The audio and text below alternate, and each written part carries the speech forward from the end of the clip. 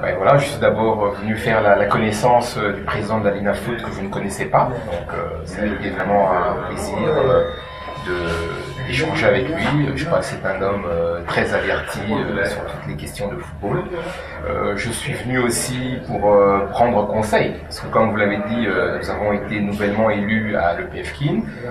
Le président Bosco, lui, est en fonction depuis un certain temps déjà, donc je suis venu savoir, avoir des tuyaux, comme on dit, des conseils sur la manière dont il faut procéder dans tel ou tel autre cas, notamment en ce qui concerne la retransmission des matchs, parce que comme vous le savez, nous avons l'objectif de retransmettre des matchs à la télévision, en direct ou en différé.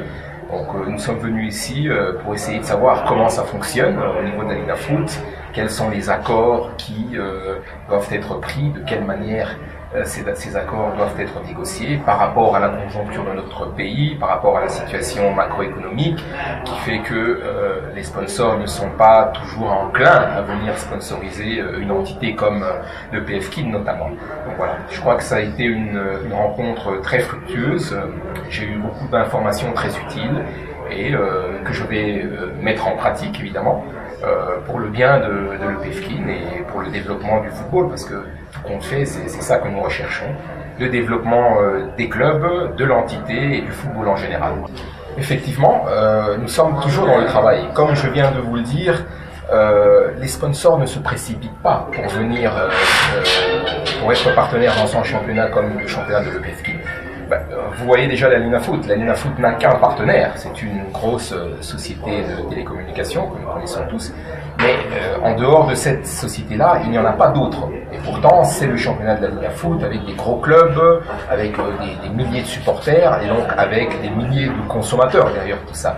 Donc, nous n'avons pas la même réalité au niveau de l'EPF Kin. C'est beaucoup plus difficile au niveau de l'EPF Kin parce que les clubs de l'EPF Kin sont des clubs que l'on pourrait qualifier de clubs de seconde zone, c'est la réalité en tous les cas, et de ce fait, au regard aussi de la situation économique de notre pays, la situation avec les conséquences qui sont imposées par le Covid, les entreprises pour la plupart font des coupes budgétaires, notamment dans les budgets marketing.